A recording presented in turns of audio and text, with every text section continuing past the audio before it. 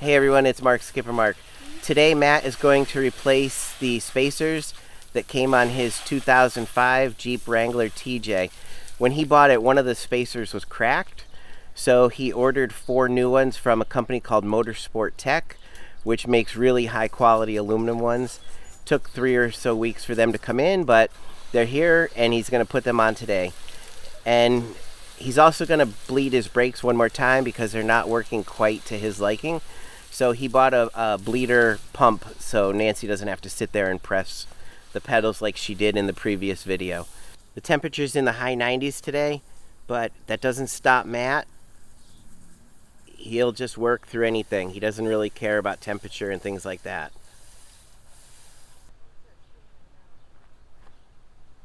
This is the viewing area for the audience, so we can watch as Matt works. Nancy's going to cook hot dogs and hamburgers today, and we're just going to sit outside and have a nice day relaxing at home.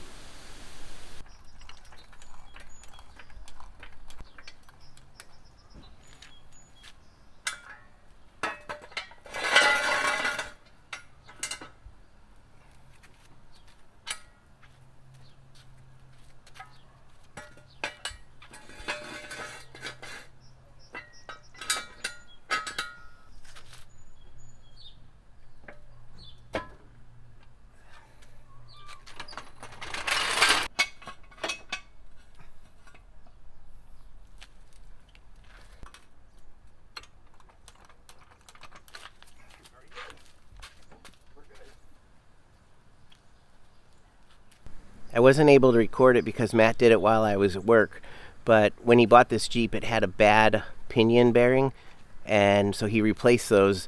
And basically you have to take the whole front differential apart and the axle, and I'm not really sure exactly what it is, but when he did it, he painted the front differential cover bright red.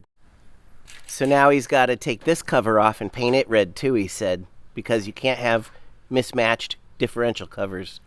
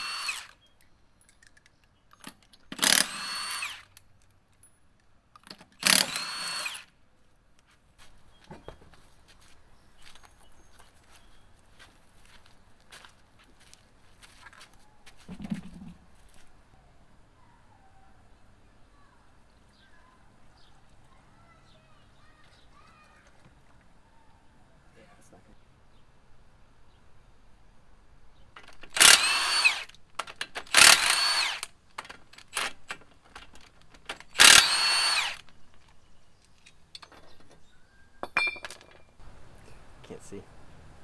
They look the same.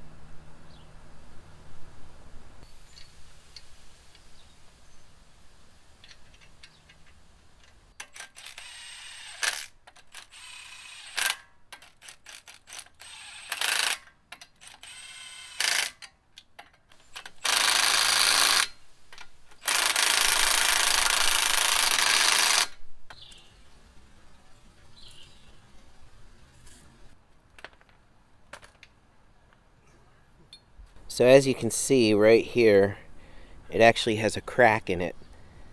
So if a wheel spacer cracks all the way through, the wheel will actually fall off the vehicle. So something you definitely don't want to be driving around with. Whenever putting on lug nuts, you always want to start them by hand so that they don't strip onto the stud. So all vehicles have a torque spec that you're supposed to torque the wheels to. So Matt's going to do that now.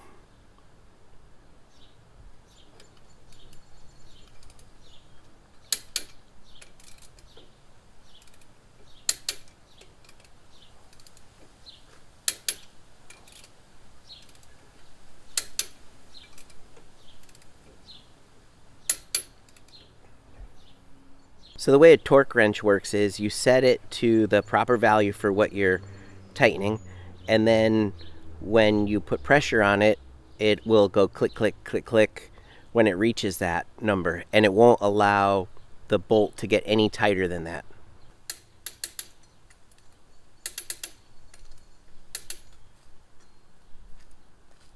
This is the power bleeder that Matt got. He picked it up at Summit Racing. Basically what it does is you fill it with brake fluid, and then it pressurizes the system so that you don't have to have someone sit there and press the brakes.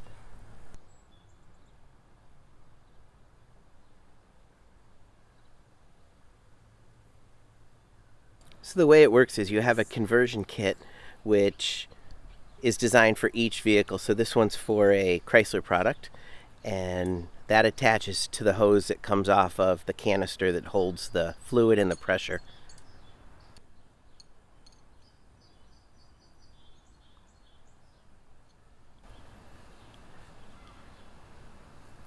Before you remove the cap on the master cylinder, you always want to wipe around it. You don't want any contaminants at all getting into your brakes. That would be disastrous.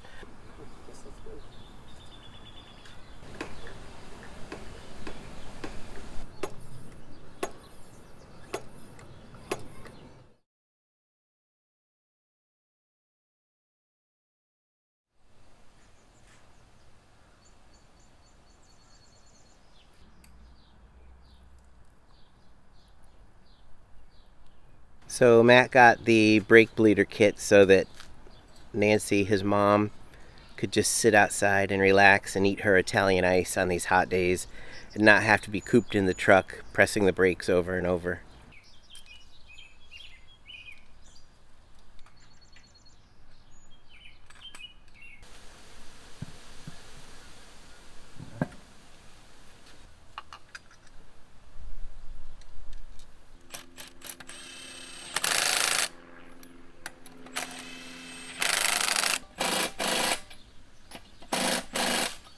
It's so hot today that I had to put on a jacket with long sleeves so I wouldn't get sunburn, and a big brimmed hat to keep the sun off my face and neck.